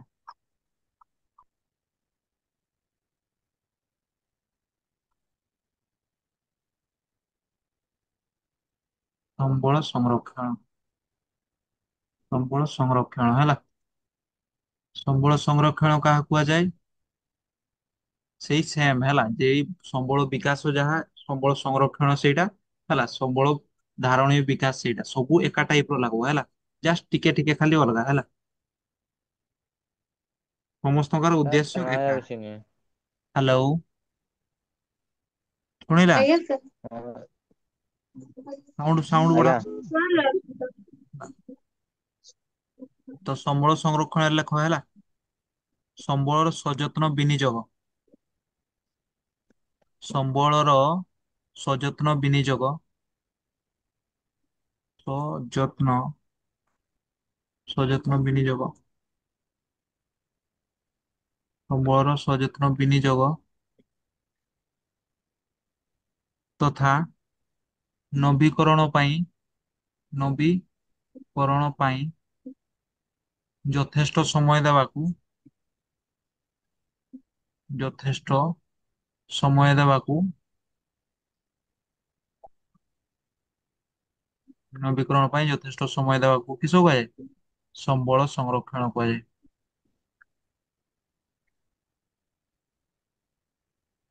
ସମ୍ବଳର ସଯତ୍ନ ବିନିଯୋଗ ତଥା ଯଥା ନବୀକରଣ ପାଇଁ ଯଥେଷ୍ଟ ସମୟ ଦେବାକୁ କିସ କୁହାଯାଏ ସମ୍ବଳ ସଂରକ୍ଷଣ କୁହାଯାଏ। ବୁଝିଲ? ସମ୍ବଳ ସଂରକ୍ଷଣ କୁହାଯାଏ ତା ମାନେ ହଉଛି ସମ୍ବଳର ସଯତ୍ନ ବିନିଯୋଗ ସଯତ୍ନ ବିନିଯୋଗ ମାନେ କିସ ସମ୍ବଳକୁ ଭାବି ଚିନ୍ତି ବ୍ୟବହାର କରିବା ହେଲା ହେଲା ମାନେ ଠିକ ଉପାୟରେ ବ୍ୟବହାର କର ହେଲା ଆଉ ହଉଛି ନବୀକରଣ ପାଇଁ ଯଥେଷ୍ଟ ସମୟ ନବୀକରଣ ପାଇଁ ଯଥେଷ୍ଟ ସମୟ ମାନେ କିସ ନବୀକରଣ ମାନେ ସମ୍ବଳ ହଉଛି ନୂଆ ଭାବରେ ଆଉ ଥରେ କେମିତି ତିଆରି ହବ ହେଲା ସେଇ ବିଷୟରେ ବି ଆମେ କିସ ଚିନ୍ତା କରିବା ସେଇ ବିଷୟରେ ବି ଆମେ ହଉଛି କିସ ଚେଷ୍ଟା କରିବା ସେଇଟାକୁ କୁହାଯାଏ ସମ୍ବଳ ସଂରକ୍ଷଣ ବୁଝିଲା ତ ସମ୍ବଳ ସଂରକ୍ଷଣ ପଢିଲେ ଲେଖିପାରବ ନା ନାଇଁ ଏକ ମାର୍କ ପଢିଲେ ଆଜ୍ଞା। ହେଲା ସମ୍ବଳର ସଯତ୍ନ ବିନିଯୋଗ ତଥା ନବୀକରଣ ପାଇଁ ଯଥେଷ୍ଟ ସମୟ ଦେବାକୁ ସମ୍ବଳ ସଂରକ୍ଷଣ କୁହାଯାଏ ହେଲା ତ ସମ୍ବଳ ସଂରକ୍ଷଣର ତିନୋଟି ଉପାୟ ଲେଖିଦବା ତିନୋଟି ଉପାୟ ଅଛି ସମ୍ବଳ ସଂରକ୍ଷଣର ହେଲା ସମ୍ବଳ ସଂରକ୍ଷଣର ତିନୋଟି ଉପାୟ ସମ୍ବଳ ସଂରକ୍ଷଣର ସଂକ୍ଷରଣ ଲେଖିଦେଇଛି ଏରା ସଂରକ୍ଷଣ କର ହେଲା ସଂରକ୍ଷଣ ତିନୋଟି ସମ୍ବଳ ସଂରକ୍ଷଣର ତିନୋଟି ଉପାୟ ହେଲା ଏଇଟା ମେ ବି କ୍ୱେଶ୍ଚନ ଆସିପାରେ ହେଲା କ୍ୱେଶ୍ଚନ ଆସିପାରେ କିସ ସମ୍ବଳ ସଂରକ୍ଷଣ କାହାକୁ କୁହାଯାଏ ଆଉ ତାର ଉପାୟ ଗୁଡାକ ଲେଖ ହେଲା ସମ୍ବଳ ସଂରକ୍ଷଣ ତିନୋଟି ଉପାୟ ଲେଖିଦବା ସମ୍ବଳ ବ୍ୟବହାରର ହ୍ରାସ ସମ୍ବଳ ବ୍ୟବହାରରେ ହ୍ରାସ ସମ୍ବଳ ହେଲା ଏମିତି ଲେଖ ପୁରା ସିମ୍ପଲ ସମ୍ବଳର କମ ବ୍ୟବହାର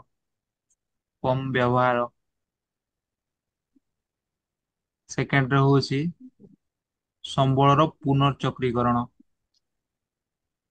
ସମ୍ବଳର ପୁନଃଚକ୍ରୀକରଣ ପୁନଃଚକ୍ରୀକରଣ ମାନେ କିସ ସମ୍ବଳ ହଉଛି ବ୍ୟବହାର କରି ସାରିଲା ପରେ ସେଇଟାକୁ ଆଉ ଥରେ ବ୍ୟବହାର କରିବା ହେଲା ଆଜ୍ଞା। ସେଇଟାକୁ ପୁନର୍ଚକ୍ରୀକରଣ କୁହାଯାଏ ତାପରେ ହଉଛି ଥାର୍ଡ ପଏଣ୍ଟ କିସ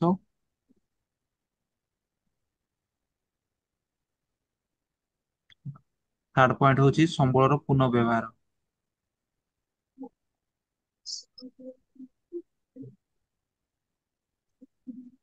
ପୁନଃ ବ୍ୟବହାର ହେଲା ତ ଏଇ ଦୁଇଟା ପଏଣ୍ଟ ସେମ ସେମ ଲାଗୁଥିବ ହେଲା ଏଇ ସମ୍ବଳର ଫାଷ୍ଟ ହଉଛି ସମ୍ବଳର କମ ବ୍ୟବହାର ମାନେ ସମ୍ବଳ ବ୍ୟବହାର ଟିକେ କମେଇଦବା ବୁଝି ହେଲା ତାପରେ ହଉଛି ସେକେଣ୍ଡ ପଏଣ୍ଟ ହଉଛି କିସ ସମ୍ବଳର ପୁନଃଚକ୍ରୀକରଣ ମାନେ କିସ କହ ନା ଧରାଯାଉ ଏଇଟା ହଉଛି ପାନିଆ ହେଲା ପ୍ଲାଷ୍ଟିକ ଟା ହେଲା ଏଇଟା ପ୍ଲାଷ୍ଟିକ ପାନିଆ ହେଲା ତ ୟାର ପୁନଃଚକ୍ରୀକରଣ ମାନେ ଆଜ୍ଞା। କି ଏଇ ପ୍ଲାଷ୍ଟିକ ପାନିଆ ଟାକୁ ମାନେ ଏମିତି ଇଆ କରବା ହେଲା ଏଇଟାରୁ ଆଉ ଗୋଟେ ସମ୍ବଳ ତିଆରି ହବ ବୁଝି ହେଲା ଏଇ ପ୍ଲାଷ୍ଟିକ ଟାରୁ ଆଉ ଗୋଟେ କିସ ଧରାଯାଉ ଚେୟାର ହେଲା ଏଇ ଚେୟାର ଟା ପ୍ଲାଷ୍ଟିକ ଚେୟାର ଟା ହେଲା ଏଇଟା ଚାରିଟା ଗୋଡ ଚେୟାର ହେଲା ତ ପ୍ଲାଷ୍ଟିକ ଚେୟାର ଟାକୁ ମୁଁ ତରଳେଇକି ପ୍ଲାଷ୍ଟିକ ଗୋଟେ ତିଆରି କରିପାରିବି ନା ପ୍ଲାଷ୍ଟିକ ବୋଟଲ ହେଲା ଏଇଟାକୁ କିସ କୁହାଯାଏ ପୁନଃଚକ୍ରୀକରଣ ଆଉ ପୁନଃ ବ୍ୟବହାର ଟା ହଉଛି କିସ ଏଇ ପ୍ଲାଷ୍ଟିକ ପାନିଆ ଟାକୁ ବାର ବାର ବ୍ୟବହାର କରିବେ ହେଲା ତ ତିନିଟା ପଏଣ୍ଟ ମନେ ରହିବ ସମ୍ବଳ ସଂରକ୍ଷଣର ତିନିଟା ପଏଣ୍ଟ ମନେ ରହିବ ନା ନାଇଁ ଆଜ୍ଞା।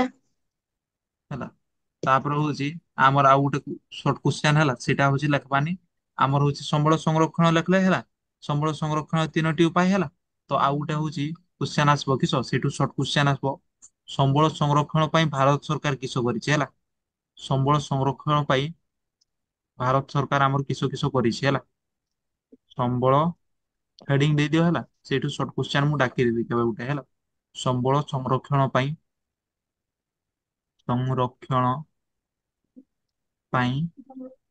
ସରକାରଙ୍କ ପଦକ୍ଷେପ ସରକାର କିସ କିସ ପଦକ୍ଷେପ ନେଇଛନ୍ ସେ ବିଷୟରେ ପଦକ୍ଷେପ ସେ ବିଷୟରେ ସବୁ କ୍ୱେଶ୍ଚନ ହବ ହେଲା ଡାକିଦେବି ଦିନ ହେଲା। ଏଇଟା ସମ୍ବଳ ସଂରକ୍ଷଣ ପାଇଁ କିସ ସରକାର କିସ କିସ ପଦକ୍ଷେପ ନେଇଛନ୍ ସେ ବିଷୟରେ ଦିନେ ପଡବା ବୁଝି ହେଲା। ତାପରେ ହଉଛି ଲାଷ୍ଟ ଆସିଗଲା ହଉଛି ସମ୍ବଳ ସଂରକ୍ଷଣ ସରିଲା ହେଲା। ସମ୍ବଳ ସଂରକ୍ଷଣ ସରିଲା ସେଇଟା ପଢିଦେଲେ ସରିଯିବ ହେଲା ସରିନି ସେଇଟା ପଢିଦେଲେ ସରିଯିବ ହେଲା। ଆଉ ହଉଛି ସେଇଟା କେତେବେଳେ ପଡବା ସେଇଟା ହଉଛି ଯେତେବେଳେ ହଉଛି ଆମର ଟେଷ୍ଟ ପେପର ଗୋଟେ ଗୋଟେ ହଉଛି ସର୍ଟ କ୍ୱେଶ୍ଚନ କରବା ନା ହେଲା ସେଇଠୁ ହଉଛି କି ଡାଇରେକ୍ଟ ପଢିଦେବା ହେଲା। ତାପରେ ହଉଛି ଲାଷ୍ଟ କି ଧାରଣୀୟ ବିକାଶ ହେଲା। ଧାରଣୀୟ ବିକାଶ ତାପରେ ହଉଛି ତାର ବିଶେଷତ୍ଵ ଲେଖିଦିଅ ହେଲା ଇମ୍ପୋର୍ଟାଣ୍ଟ। ଲାଷ୍ଟ ହଉଛି ଧାରଣୀୟ ବିକାଶ ଓ ତାର ବିଶେଷତ୍ଵ। ବିକାଶ ଫାଷ୍ଟ ଲେଖିବା ଧାରଣୀୟ ବିକାଶ ତାପରେ ତା ତଳେ ଲେଖିବା ବିଶେଷତ୍ଵ ହେଲା। ଧାରଣୀୟ ବିକାଶ ହେଲା। ଧାରଣୀୟ ବିକାଶ କାହାକୁ କୁହାଯାଏ ଲେଖିବି ଏଠି ତଳେ ହେଲା। ଧାରଣୀୟ ବିକାଶ ଟା କାହାକୁ କୁହାଯାଏ ହେଲା ତାପରେ ହଉଛି କିସ ତାର ବିଶେଷତ୍ଵ। ଧାରଣୀୟ ବିକାଶ ଟା କିସ କୁହ ନା ଆମର ଯଦି ସାଧା ସିମ୍ପୁଲ ୱାର୍ଡରେ କହିବି ହେଲା ଆମର ସମ୍ବଳକୁ ଆମର ଭବିଷ୍ୟତ ପିଢି ପାଇଁ ସାଇତି ରଖିବାକୁ କିସ କୁହାଯାଏ ଧାରଣୀୟ ବିକାଶ ବୁଝି ହେଲା। ଗୋଟେ ଜିନିଷ ଆମର ଭବିଷ୍ୟତ ପିଢି ମାନେ କିସ ଆମର ଛୁଆ କି ଆମର ଛୁଆର ଛୁଆ ପାଇଁ ସାଇତି ରଖିବାକୁ କିସ କୁହାଯାଏ ଧାରଣୀୟ ବିକାଶ ଲିଖିତ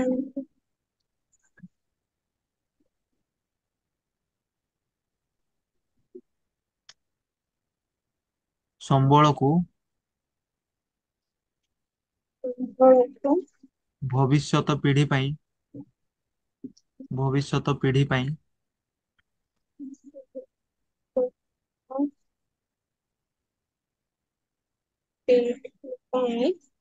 ସାଇତି ରଖିବାକୁ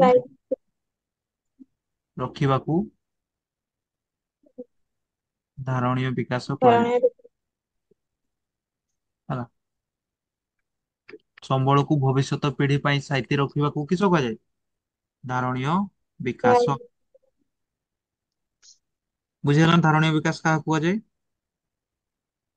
ଆଜ୍ଞା ଯଦି ତୁମେ ସେଇ ସମ୍ବଳକୁ ଭବିଷ୍ୟତ ପିଢି ପାଇଁ ସାଇତି ରଖିବା ପାଇଁ ଚାହୁଁଛ ହେଲା ସେଇଟାକୁ କିସ କୁହାଯିବ ଧାରଣୀୟ ବିକାଶ ହେଲା। ତାପରେ ଧାରଣୀୟ ବିକାଶର ବିଶେଷତ୍ୱ ଲେଖିଦବା ହେଲା ହେଡିଙ୍ଗ ଦେଇଦିଅ ଧାରଣୀୟ ବିକାଶର ବିଶେଷତ୍ୱ। ଧାରଣୀୟ ବିକାଶର ବିଶେଷତ୍ୱ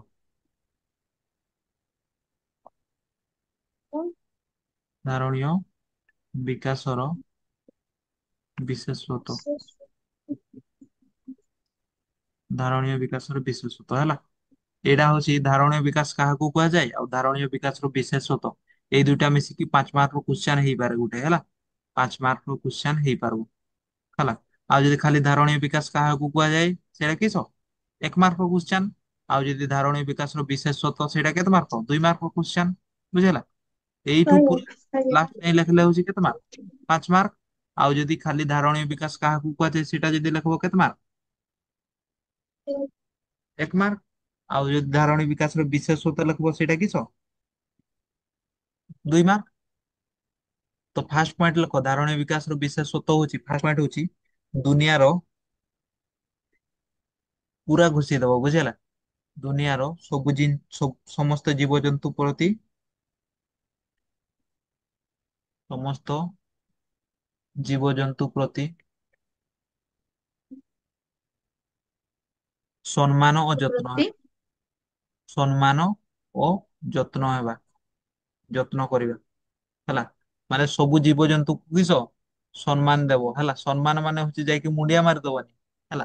ମାନେ ହଉଛି ଏମିତି ଭାବ ହେଲା ମୁଁ ଗୋଟେ ମଣିଷ ସିଏ ବି ଗୋଟେ ଜୀବ ହେଲା ମୁଁ ଗୋଟେ ଜୀବ ସିଏ ବି ଗୋଟେ ଜୀବ ହେଲା। ତ ହଉଛି ମୁଁ ବି ଅଛି ସିଏ ବି ଅଛି ମୁଁ ତାକୁ ଯାଇକି ମାରିବି କି ପାଇଁ ହେଲା ସେମିତି କୌଣସି ଜୀବକୁ ବି ମାରବନି ବୁଝିଲା। ଆଉ ସବୁ ମାନେ ଧରାଯାଉ ଗୋଟେ କୁକୁର ଟା ମରିଯାଉଛି କିସ ତାକୁ କିସ ଯେମିତି ନ ମରୁନ୍ ସେଇ ବିଷୟରେ ଧରାଯାଉ ଆମର ହଉଛି ପକ୍ଷୀ ଗୁଡା ମରି ଯାଉଛନ୍ ହେଲା ପକ୍ଷୀ ଗୁଡା ମରି ଯାଉଛନ୍ ତ ପକ୍ଷୀ ଗୁଡାକ ଯେମିତି ନ ମରନ୍ତୁ ହେଲା ସେଇ ପାଇଁ ଆମେ ଚେଷ୍ଟା କରିବା ହେଲା ବୁଝିହେଲା ଫାର୍ଷ୍ଟ ପଏଣ୍ଟ ମନେ ରହିବ। ଆଜ୍ଞା। 6ଟା ପଏଣ୍ଟ ଅଛି ହେଲା ଦୁନିଆର ସମସ୍ତ ଜୀବଜନ୍ତୁ ପ୍ରତି ସମ୍ମାନ ଓ ଯତ୍ନ କରିବା। ତାପରେ ସେକେଣ୍ଡ ପ୍ରତି ମଣିଷର ଜୀବ ମାନରେ ଉନ୍ନତି ଆଣିବା ଜୀବନ ମାନରେ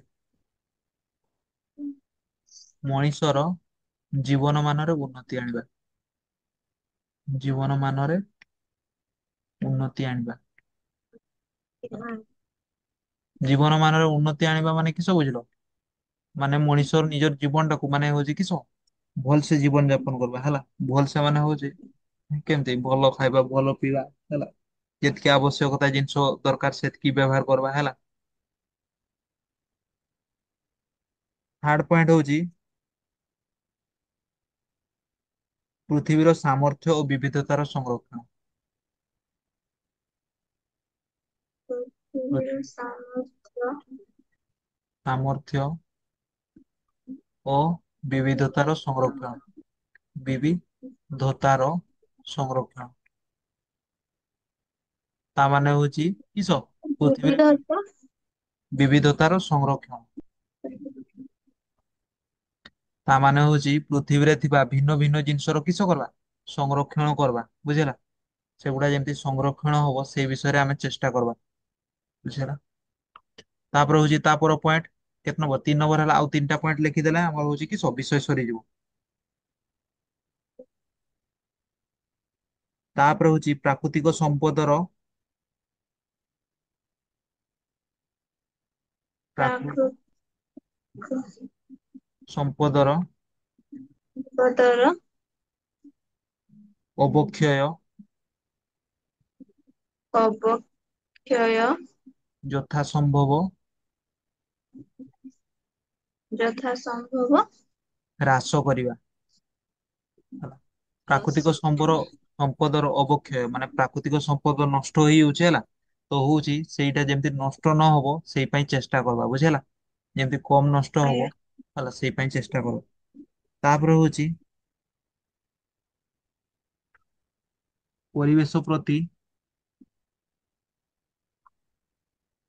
ପରିବେଶ ପ୍ରତି ବ୍ୟକ୍ତିଗତ ପରିବେଶ ପ୍ରତି ବ୍ୟକ୍ତିଗତ ବ୍ୟକ୍ତିଗତ ଆଭିମୁଖ୍ୟ ଓ ବ୍ୟବହାରରେ ବ୍ୟବହାରରେ ପରିବର୍ତ୍ତନ ଆଣିବା।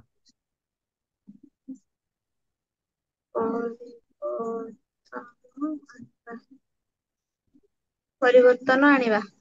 ହୁଁ ତା ମାନେ ହଉଛି କିସ ତା ମାନେ ହଉଛି ପରିବେଶରେ ଥିବା ସମସ୍ତ ଜିନିଷକୁ କିସ ମାନେ ତୁମେ କିସ କର ଆ, ଏମିତି ଦେଖିଥିବ ହେଲା ତୁମେ ନିଜର ଗାଡି ଟାକୁ ଧରାଯାଉ ଗୋଟେ ଗାଡି କିଣିଲ ହେଲା ନିଜର ଗାଡି ଟାକୁ ପୁରା ଯତ୍ନ ସହକାରେ ରଖୁଥିବ ହେଲା କିନ୍ତୁ ସାଙ୍ଗର ଗାଡି ଚଲେଇଲା ବେଳେ ହେଲା ରାସ୍ତାରେ ଚଲଉଛ ନିଜର ଗାଡି ହଉଛି ଯତ୍ନ ସହକାରେ ଚଲାଉଥିବ କିନ୍ତୁ ସାଙ୍ଗର ଗାଡି ଟାକୁ କିସ ଯେମିତି ସେମିତି ଚଲେଇ ଦିଅ ନା ନାଇଁ ହେଲା ତ ହଉଛି ନିଜର ବ୍ୟକ୍ତିଗତ ଆଭିମୁଖ୍ୟ ହେଲା ଯେମିତି ନିଜର ଜିନିଷ ଭାବ ହେଲା ନିଜର ଜିନିଷ ଭାବିକି ନିଜର ଜିନିଷ ଯେମିତି ସରିଗଲେ ହଉଛି କି ଖରାପ ହେଇଗଲେ କଷ୍ଟ ଲାଗେ ହେଲା ସେମିତି ହଉଛି ପରିବେଶର ସବୁ ଜିନିଷକୁ ନିଜର ଭାବ ହେଲା ଆଉ କିସ ସେଇ ହିସାବରେ ଯତ୍ନ ନେବ ତାପରେ ହଉଛି ଲାଷ୍ଟ ପଏଣ୍ଟ ଆଜ୍ଞା।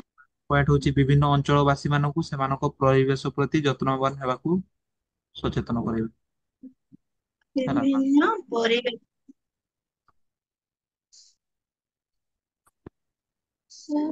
ଦିଅ ବିଭିନ୍ନ ଅଞ୍ଚଳବାସୀଙ୍କୁ ଅଞ୍ଚଳ ବାସୀଙ୍କୁ ଚାଷୀଙ୍କୁ ବିଭିନ୍ନ ଅଞ୍ଚଳ ବାସୀଙ୍କୁ ହେଲା ସେମାନଙ୍କ ପରିବେଶ ପ୍ରତି ସେମାନଙ୍କ ପରିବେଶ ପ୍ରତି ଯତ୍ନବାନ ହେବାକୁ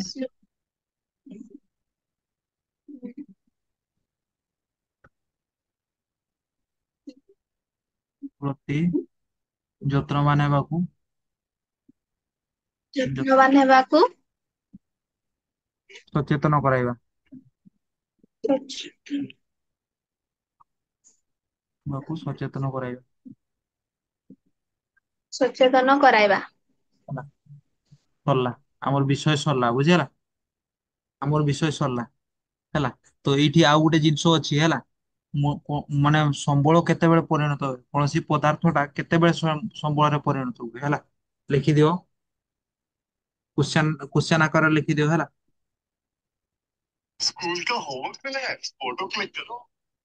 କ୍ୱେଶ୍ଚନ ଆକାରରେ ଲେଖିଦିଅ କୌଣସି ପଦାର୍ଥ କେତେବେଳେ ସମ୍ବଳରେ ପରିଣତ ହେଇଥାଏ। କୌଣସି ପଦାର୍ଥ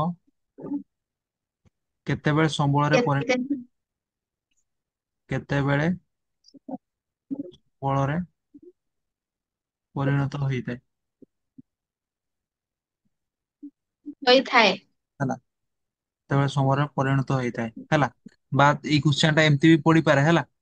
ପଦାର୍ଥଟି କିପରି ସମ୍ବଳରେ ପରିଣତ ହୁଏ। ପଦାର୍ଥଟି କିପରି ସମ୍ବଳରେ ପରିଣତ ହୁଏ।